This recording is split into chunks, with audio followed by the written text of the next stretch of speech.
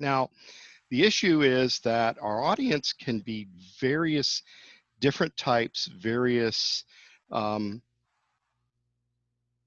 can have a person who knows a lot of science, you're a peer.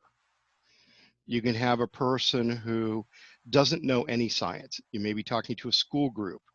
You may be talking to the relative who works in an office or works at a construction site, or is a chef or anything like that. And they know science only so much as it impacts on what they do. So you have to keep in mind who your audience is. Now, what I really like is when we get out of our comfort zones, because reaching out and talking to the public about science has many, many different manifestations, and there are different ways to do it. You've heard me say before that I work with science fiction audiences a lot. So for to do things just a little bit differently and to give you some exposure to the different ways that we communicate our science and how we do our science research, we've actually got a special guest with us today. And in just a minute here, I see that Tony's online. So in just a few minutes, I'll bring her on and introduce her, because I want to take some of what we've been discussing into the realm of getting out into the public. How do we get out into the public? How do we figure out what works in terms of explaining things to other people? How do we figure out how to talk to different audiences? And then how do we find different ways to do it?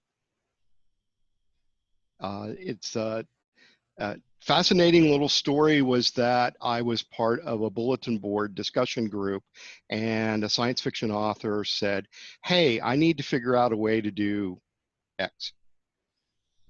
And a lot of people on the bulletin board says, hey, Hampson, we know you do this work. Why haven't you answered the author? And the answer was, well, what makes you think I didn't answer him? Some things we keep private, and besides which, he was doing story development. Why should I give that away? And we found that when he wrote the book, he talked with me quite a bit, showed me what he planned to do. And when he wrote the book, he incorporated a little bit of science in the book.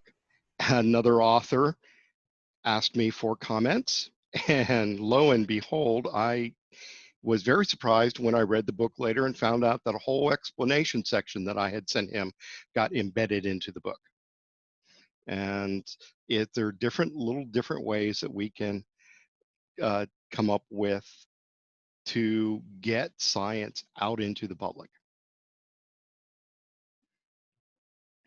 So what we're going to do today is to bring in Tony Weisskopf.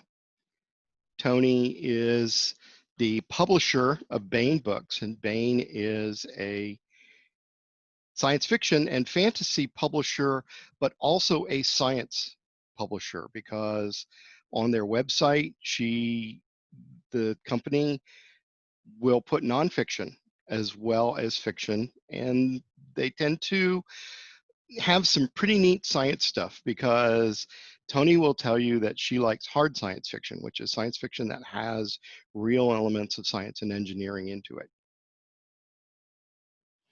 Tony, are you ready? I am ready. Okay. So again, everybody, this is Tony Weisskopf. Tony Weisskopf, this is my communicating science class, and we're very happy to have you with us today. So why don't you give us a little bit of your background? Rob already covered, I should say Professor Hampson, Okay. already covered that I'm the publisher of Baen Books. And I have been with Baen Books my entire professional life. Baen is a independent publisher, which is to say we're not a line that's part of a larger publisher, but we are distributed by one of the largest publishers in the world, Simon & Schuster. So that gives us the advantages of being independent, as well as the advantages of being big. Um, and we have, from the beginning, concentrated on science fiction and fantasy, although we have taken um, uh, little off paths in various things, including in the beginning computer books and computer games and nonfiction books and so on. But the core of what we do is science fiction and fantasy. The founder was a man named Jim Bain, and he was interested in hard science fiction as well, and interested in nurturing hard science fiction, and making sure that it survived as part of science fiction, um, even as science fiction, the definition of science fiction grew to include lots of other different kinds of subgenres.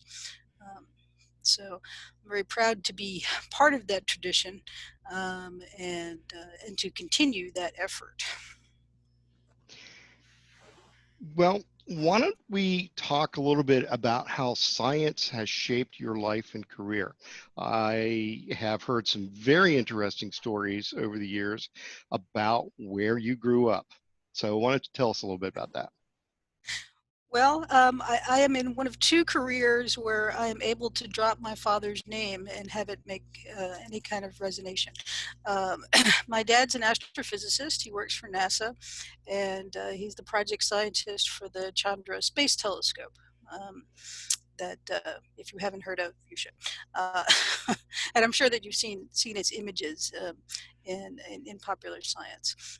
If you subscribe to the astronomy picture of the day, every now and then you'll see a picture from Chandra. And it's doing lots and lots of useful science far long after that it was projected to do. So my dad's an astrophysicist, and I grew up with him teaching at Columbia and then working for NASA. And helping me with science projects, so that was always very nice. And in my family, um, we also have other scientists, including the other name drop, and I will name drop it here too. My great uncle Victor Weisskopf was on the Manhattan Project, and he was also a physicist of note himself. Um, so um, so I grew up, I guess, with the culture of science. And my dad was is based at Marshall Space Flight Center, which is in Huntsville, Alabama. And just the anecdote that I like to tell about the impact of culture, uh, of science on culture, is this one. Um, every now and then you have a bad thunderstorm, the power will go out. And when the power goes out, you won't necessarily have traffic lights. Um, Now, you guys may be aware that when you don't have traffic lights, what you're supposed to do at a signal is treat it like a four-way stop. Everybody stops, you check to the right, and you yield, and that way you have an orderly progression of traffic, even if you don't have the lights telling you what to do. I grew up, I learned how to drive in Huntsville, and when the power went out and the lights went out, that's exactly what happened. So I was astonished when I grew up and I heard people complaining on the internet about, oh man, it's just chaos when the power goes out. The streets are just madness. And I realized that the person who was commenting this lived in Washington, D.C. And that's why. That was the difference in culture. In Huntsville, it's a culture of science and engineers. So they knew what to do, they followed the rules, and everything was neat and orderly and functioned perfectly well. And in Washington, D.C., it was chaos. So the culture of science is is important. Is it as important as actual science itself? Well, that's an interesting question. But being able to communicate science and technological ideas is important. That's a And I got to great see that lead in. growing up. That's a great lead in because the next question on my list was going to be about good science communication. Yeah. And Well, yeah. Okay, go ahead. I was going to say, and so how important do you think good science communication is? Well, I think we're at an inflection point of history where we're getting to see how very important it is.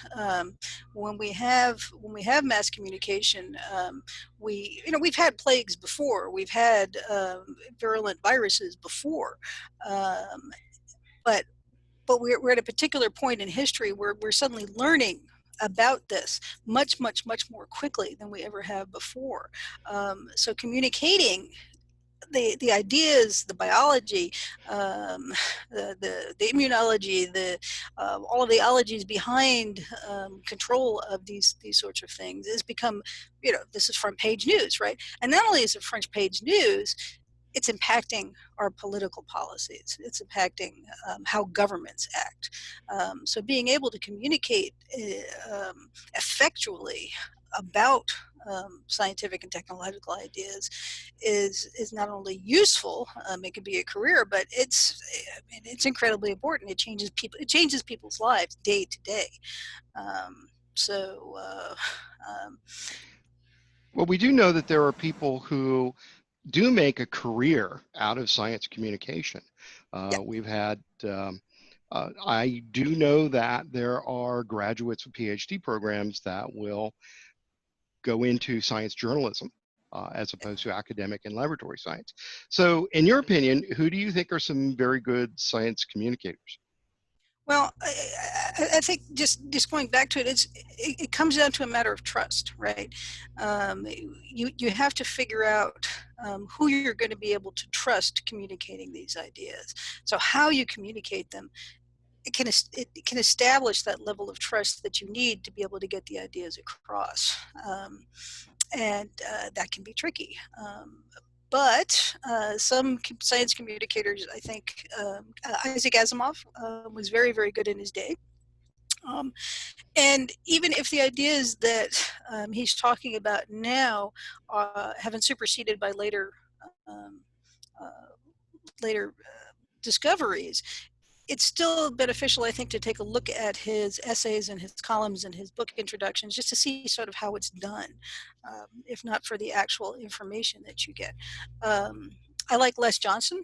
I say that not just because he's one of my authors for science fiction books as well, but I like his nonfiction, especially graphene. I was really impressed by his book and his collaborator explaining the concept of graphene from the beginning of the idea of the elements, right? So for definitely a lay audience, but for an intelligent lay audience, and making the discussion of this what could be a very highly and ended up to be a very highly technical discussion, but gently leading the reader into it. Now, this is a book length work um, of science communication. And I'm hoping to I have Les address the class later in the semester. Oh, that'd be great. Yeah, he's really good at um, conveying the enthusiasm and the excitement um, of the chase and of the discovery. And I think that's another part of this is that science and technology are inherently interesting to humans. We find this neat. We enjoy. We are entertained by pressing buttons, by taking things apart to see how they work, by taking the hike over the mountain to see what's on the other side. We have this natural curiosity. In a sense, you're playing to something that people already want to partake of. So Les Johnson is one, and that's a book length work. But I admit I am um, uh, a science junkie. So I get a weekly magazine, and it's little bite-sized chunks of reports on technology. It's called New Scientist. It's published in the UK, and it has a very distinct political slant, but they're very open about their distinct political slant. And they're usually pretty good about putting their political slant labeled opinion versus labeled this is a reporting on a science meeting or an innovation or some sort of topic. Um, and I like that because it doesn't pretend that humans don't have political slants. We do. That's inevitable. And I like it that they're upfront about that. But I think they do a good job. And they do a good job. They walk that very thin line between, ooh, clickbait sensational headline, and no, this is really cool because this is actually true. Um, so, and I like to walk that line with them. But you have to use your judgment, um, as you do with every any kind of information that you're getting. You have to use your judgment. So, yeah. I'm going to drop another name. Anybody in the class ever watched Rocket City Rednecks Oh or yeah, Three yeah. Scientists Walk into a Bar or Secrets of Skinwalker Ranch? Uh, the the scientist behind a lot of that is named Travis Taylor, and Travis is also a science fiction author that Tony publishes, and that Tony first introduced me to. So, Yeah, Travis is fun.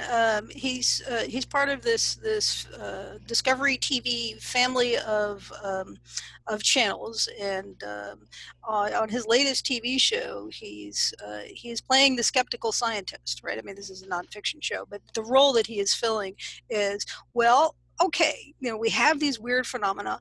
Let's test them. Let's not just talk about, oh, maybe it's legend and maybe it's this and maybe it's that. I mean, we're not, not dismissing it, but let's find out what's under the ground, what's in the sky, what are causing these weird things to happen. Let's find it out. He's playing the part of the curious monkey in all of us, and he does it very well. So, and I'm pretty sure that there's going to be a second season of that. So, oh, that'd be fingers cool. crossed. That'd be cool. Yeah, That yeah. kind of leads us into next question about the role of science communicators, not so much communications, but the people who are communicating the science. And when it comes to entertainment, books, TV, movies, I mean, we just mentioned one. How about some other examples that you can think of? What do you think the role is? Well, and it's tricky because if you don't have the interest in the topic already, um, then you're just lecturing to people who are already interested in it, um, and and that's going to reach some people, but it may not reach as big an audience as you want to. So again, you have to sort of walk that line between entertainment and science. And so, what is the role of the communicator, the scientist, in relation to entertainment? Right. Well, we know that a lot of movies and a lot of TV shows have science consultants. Right. Les Johnson has done that for various movies. And you'll see that in teeny tiny in the credits at the end of movies or at the end of TV shows, a consultant for this. For a TV cop show, you're going to have a police officer who is mentioned as a consultant. And in fact, there have been movies about that. But the question is, all right, if you're consulting on these entertainment things, what's your responsibility? And I think the responsibility is to reflect the values of science, okay, of scientific inquiry. And scientific inquiry is a way of getting to the truth, a way of engaging our world and trying to explain it. Well, I think So I think you hit on it just a minute ago when we were talking about Travis Taylor. yeah, Travis is embodying curiosity in all of us, yeah, yeah. and I think that's a pretty neat thing. So I think the role here is getting people to think, right? Getting them to ask the questions, getting people to be interested in these topics. In and of themselves, this is a useful thing to do, to get them to ask questions. I, we're all over 18 here. All right, I'm just gonna say it. You can fucking love science, right? But the role of the science communicator is not get them to fucking love. They can fucking love it. Just don't believe science, right? I don't want it to be a belief system. I think it's important that you get people to question things, and if you can get them, no matter how you do that, if you can get them to think about things in a scientific way and an exploratory way, then you're doing your job. So, and I think that the Travis and the Discovery Channel and the all of those guys, they're asking this clickbaity question, right? Is it aliens? Well, it's probably not aliens, but then they tell you a lot of other interesting stuff. But they're getting you to think about things, and they're getting the audience to ask questions, and they're showing then the audience, all right, this is how you go about answering that question, and the answer is no, it's probably not aliens, it's other shit. But um, but but just teaching people the process of how you go about examining things is important. Um, so. How important is the accuracy? And particularly, again, we're going to come back to the science fiction. And I'm actually going to go a little bit out. We mentioned hard science fiction. Yeah. And that implies that there's a soft science fiction. So what are the differences? Okay. Well, we're dealing with subtle differences here, but I think there's a difference between, and again, it all goes down to trust, right? Creating trust in the person that you're communicating with. Otherwise, if the person doesn't trust you, they're not going to accept your communication. So, how do you create trust in a work of fiction? Um, how do you get to the point where the reader or the consumer of the fiction is willing to spend 2 hours or more of their brain with you? How do you get them to accept that? And one of the ways that you do that is you establish trust, and you can do that in many, many different ways. One of the ways that people do it in science, in hard science fiction, and in science fiction in general, is to um, lay a foundation of believability. And it's not you things in a world where anything can happen, nothing is interesting, um, and so laying down the rules of the world, laying down the physics of this particular alternate universe, laying down the history of this alternate timeline, laying down the way that magic functions in your fantasy novel. This is how writers establish that trust. So internal consistency um, is one way for a work to hang together. That does not in and of itself make it hard science fiction. Um, David Weber, I think, is another one who's going to be a guest speaker here. David Weber is known for the most part for his space operas. And while these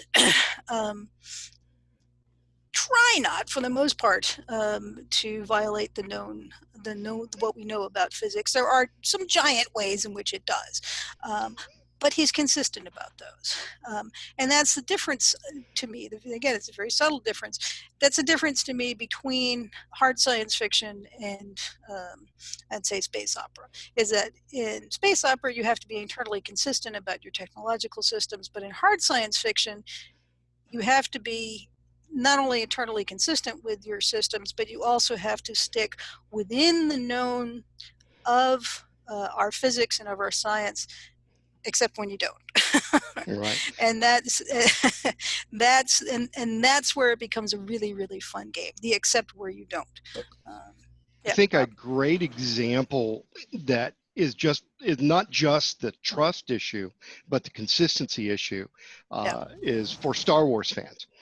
Where's Force come from in Star Wars? Well, in the original trilogy, we were told it was a force that invades all living things, and Travis Taylor would tell us it's a quantum connection between all intelligent creatures with functioning minds. Which we have Uh, yet to disprove, and so Oh maybe yeah, so therefore can be talked about. he and I still have to have that debate someday. But Don't use the then we went to M word. then No we went midichlorians. to episodes 1 to 3 where we found out that the force came from midichlorians. And Right. then we go to episodes 7 through 9 where we seem to have forgotten and rewritten all of that. So we've lost a consistency, we've lost a setting a rule and sticking with it, Yeah. and we've lost an element of trust in all of this, And you which see that in the emotional backlash. Yeah. right there's a considerable emotional backlash. So how important is accuracy? I mean, should we, as writers, be putting an info dump that puts all the scientific principles in one place so that everybody reads it? Or can we say, oh, we're talking about virology and making a superbug. Gee, that's topical. Right. And the text says that, okay, what are they doing inside? Oh, they're making bugs. Why are they making bugs? Well, because they just want to prove they can. Or do we have to say things like, it's not a bug, it's a virion, and we're making virus particles, and we're using polymerase chain reaction instead of, yeah, we're just putting them together piece by piece. So how important is the accuracy and the detail? Well, not to make it seem like this was a setup, but the difference here is that you have to know your audience, right? But Um, this is a setup. well, maybe a little bit. Yeah, it's the level of detail depends on who you're trying to reach, right? If you're writing a middle grade book, then maybe you're going to put in some of that, but you're not, necessarily going to put in, big long words. If you're trying to reach a YA audience, you're going to put a lot more of that in because young adults are naturally skeptical. So you have to work harder to establish the trust. I personally am a big fan of info dumps. I think that info dumps, when done well, and that's where the art comes in, right? That's where you need to learn your craft and learn how to do it well. Info dumps, again, are themselves inherently interesting, right? We see them in mysteries. Any of you guys read mysteries? We see them in mysteries all the time, especially historical mysteries, or there are mysteries that specialize. There's a whole subset of them that specialize in having recipes in them, right? So you have to have a good recipe to establish yourself as being in that genre. Most of the time you wouldn't think you need a recipe for crumpets, but in this particular subgenre, you must have, the correct number of currants to go in your crumpets. So you have to know your audience. Larry Correa, who I think is another one of your forthcoming guests. Next week, hopefully. Yeah. For his audience, for the people who are going to be interested in his books, it's important that he get the details on the guns right. That he actually puts safeties on Browning, say a Browning high power, but not on a Glock. That he has the correct punctuation for calibers. That he knows that the tools that are important to his monster hunters are portrayed in enough detail that the people who are interested in such things. Oh shoot! It is the caregiver, but I'll get back to him. Um, that they are portrayed properly. Now, we have my counter example to this where it doesn't matter is Stieg Larsson, The Girl with the Dragon Tattoo. It was a huge international bestseller. It was a foreign film, and then it was an English language film, successful all over the world. There was a hideous, really stupid, plot changing, bad gun detail right at the end of it that just ruined the book for me. But it obviously didn't ruin the book for a lot of people. It wasn't really important to what the book was saying and why the book was interesting to most people. So did I throw the book across the room? Yes. Did millions of other people not do that? Didn't bother them at all? No. So it depends on who your audience is. One really bad example, again, where I would have thrown it across the room had it been a book, is the movie Avatar. Okay. Yes. They had me right up to the point where they said, without irony whatsoever, they were looking for unobtainium. Ah! No, wrong. Okay, that's a made up word to say I need an element that does this in your science fiction. It's not a real fucking thing. Nobody treats it like a real thing. It's a joke. It was a joke. It was a joke. Okay, and the movie makers didn't know that. And that just ruined the entire movie for me. But again, did it ruin it for a lot of other people? No, it didn't. Other things ruined it for a lot of other people, but not that particular thing. So, Is there a point where the attention to detail can be too much? Yes, absolutely.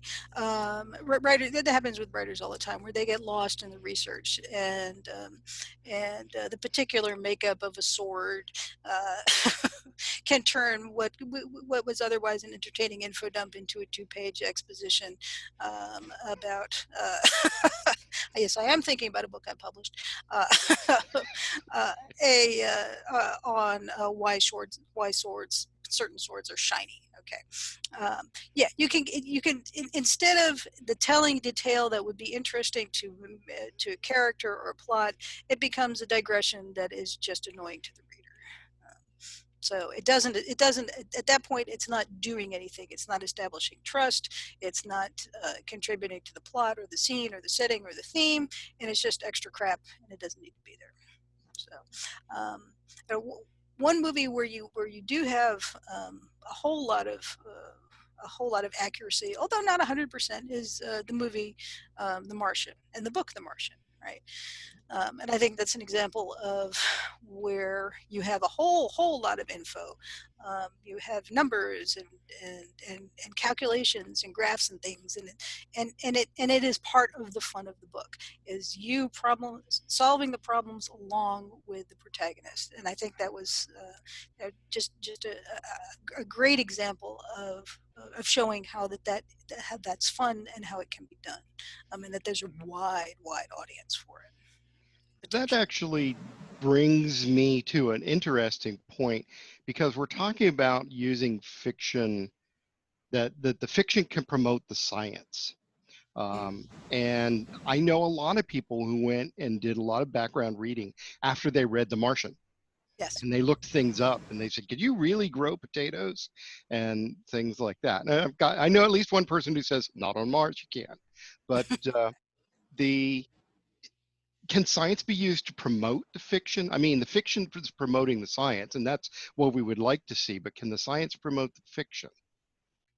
I think it can, but I think I think the feedback loop is probably um, uh, is probably goes more the other way. That fiction will lead people to science rather than science leading people to fiction. I'm, Um, I'm kind of thinking of Interstellar, and while there are elements of Interstellar I was not so pleased with, I was really fascinated by the story that the graphic artists decided they're going to dig out what would a black hole actually look like. And yeah, then one of the most famous scientists studying black holes looked at their artwork and goes, "Oh my goodness, that's it. Finally, that's it." yeah, Kip Thorne, yeah. Yeah, and he was a consultant on the movie, right? Right. Um, yeah, yeah. So I think there is some of that. I think certainly the perception is that fiction and entertainments have a wider audience. I'm not sure that that's actually true. I think, especially these days, people are interested in science and technology. Um, Maybe because it's something that is perceived as nonpartisan, that it's a change from the other kinds of information that we're getting, and it's one that people maybe weren't adequately exposed to in school. So it's an area that they're interested in further learning more about. So I don't know. I don't know. I don't know the answer to Well, that one. well, thank you very much. Do you have any? I'm going to bring this to a close, and I really appreciate your time. I wonder if you have any parting comments for us today or thoughts about communicating science. Well, I did compile a list of science fiction writers who were professional scientists, and or engineers. Travis Taylor we've already mentioned. Les Johnson we've already mentioned. Starting with going back in time, Arthur Clarke and Isaac Asimov, Fred Hoyle, Greg Benford, Robert Forward, Werner Vinge, Charles Sheffield, Alistair Reynolds, and moving forward in time, Jeffrey Landis, Catherine Asaro, Will McCarthy, the new guy at Bank, Patrick Childs. All of these people made their living doing science and engineering, and wrote science fiction for fun. And I will throw in Rob Hampson, your professor, as well. we had many, many more science fiction writers who had technical training but wrote science fiction as a career. Timothy Zahn and Paul Anderson and John Ringo, Lois McMaster Bujold, Jerry Pournelle. All of these people had training and degrees, in some cases multiple degrees. But what they did to make a living was write science fiction. Pournelle actually made most of his living doing tech writing, talking about computers and using computers, and that was where he made most of his money. So, so there, the impulse to do this is not rare. Because I guess I want to make that point. Well, thank you. I really appreciate you talking with us today. I I think you've made a really important point that we're going to talk about some more, which is establishing trust. And that's something that is actually missing from my own notes. And I'm really glad you brought that up. And I appreciate your time and thank you for talking with us today. Now, a few more of Tony's authors are going to be talking with us throughout the course, and Bain is going to be hosting the public talks when we do Yes. that in a month. So we are very appreciative of the collaboration. Really, I don't know of any other publisher that likes science quite so much as Bain does. And so I think that's a very special role in communicating science. So thank you, Tony. Thank you very much. We appreciate it.